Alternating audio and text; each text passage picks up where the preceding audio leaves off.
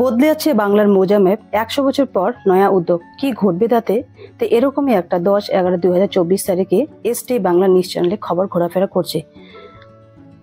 বাংলা নতুন করে মৌজা ম্যাপ বা মানচিত্র তৈরি হচ্ছে, এটা গোটা রাজ্যে ক্ষেত্রে করা হচ্ছে বলে জানা গিয়েছে। প্রায় 100 বছর পর আবার নতুন করে এই কাজ হতে চলেছে।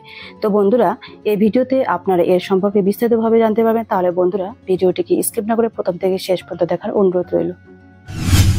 নতুন খবর, নিউ আপডেট। 100 বছর পর পরিবর্তন হবে পশ্চিমবঙ্গের মৌজা ম্যাপ, নতুন করে শুরু হবে সমীক্ষার কাজ।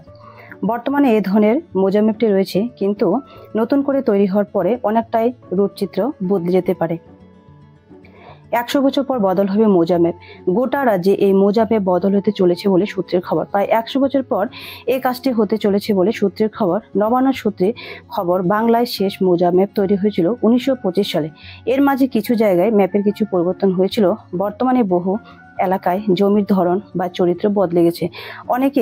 অনেক গ্রাম এখন শহরে পরিবর্তন হয়েছে। কোনো ফাঁকা অংশে শিল্প কারখানা গড়ে উঠেছে। নতুন অনেক রাস্তাঘাট, রেললাইন তৈরি হয়েছে। তাই এই মৌজা ম্যাপ পরিবর্তন করার গুরুত্ব রয়েছে। তাই রাজ্য জুড়ে এই মৌজা ম্যাপ তৈরি করা হবে। এই মৌজা ম্যাপ তৈরি হলে গোটা রাজ্যের ভূমির চরিত্র পরিবর্তন হবে। রাজ্যের সব মৌজার হাই রেজলিউশন উপগ্রহ চিত্রের মাধ্যমে এই মৌজা ম্যাপ তৈরি করা হবে। আর এটা তৈরি করতে সাহায্য নেওয়া হবে ড্রোন ক্যামেরার মাধ্যমে। তার সঙ্গে প্রত্যেকটি মৌজা ধরে সশরীরে যাচাই করা হবে। রাজ্য সরকার হয়ে এই কাজ দেখভাল করছে director of land records and survey বিভাগ। নবান্ন সূত্রের খবর, কোনো একটি মৌজা এলাকায় যদি 32% বা তার বেশি বদল হয়, সেক্ষেত্রে সেখানে নতুন করে সমীক্ষা করতে হয়। এখন আধুনিক শহর মালদা, মুর্শিদাবাদ, বহু ঘরবাড়ি, দোকান, মন্দির, মসজিদ ও কৃষিজমি নদীর গর্ভে চলে গেছে, কিন্তু তা এখনো ম্যাপে রয়ে গিয়েছে। তাই মৌজা তাল মিলিয়ে বদল করা না হলে উন্নয়নের পরিকল্পনায় সমস্যা তৈরি হয়। নতুন করে মৌজা ম্যাপ তৈরি হলে কোথাও কৃষিজমি আছে, কোথায় আবাসন আছে, স্কুল, কলেজ, রেললাইন, রাস্তাঘাট, পুকুর আছে, তা সহজেই বোঝা যাবে।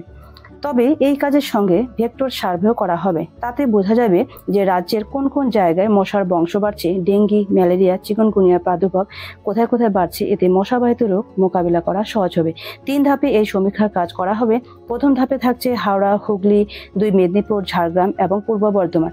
দ্বিতীয় ধাপে থাকছে 2 24 পরগনা, বাঁকুড়া, পুরুলিয়া, বীরভূম, নদিয়া। তৃতীয় ধাপে থাকছে কোচবিহার, আলিপুরদুয়ার, জলপাইগুড়ি, 2 দিনাজপুর, মালদা, মুর্শিদাবাদ, কালিম্পং, দার্জিলিং। বাংলায় এখন মোট মৌজার সংখ্যা 42,302টি। বন্ধুরা, আজকের এই ভিডিওটি ইনফরমেটিভ মনে হলে একটি লাইক করবেন, আর চ্যানেলে নতুন দর্শক হলে চ্যানেলটিকে অবশ্যই সাবস্ক্রাইব করবেন। পাশে থাকা বেল আইকনটি প্রেস করে অল নোটিফিকেশন অন করবেন। আর যারা আমার এই চ্যানেলটিকে সাবস্ক্রাইব করছেন তাদেরকে অসংখ্য ধন্যবাদ। যদি আপনার কিছু জানা থাকে তাহলে কমেন্ট করে জানাবেন। আর এরকমই ইনফরমেটিভ ভিডিও নিয়ে আপনাদের সঙ্গে দেখা হচ্ছে পরবর্তী ভিডিওতে। সকলে ভালো থাকবেন, সুস্থ থাকবেন। Thank you.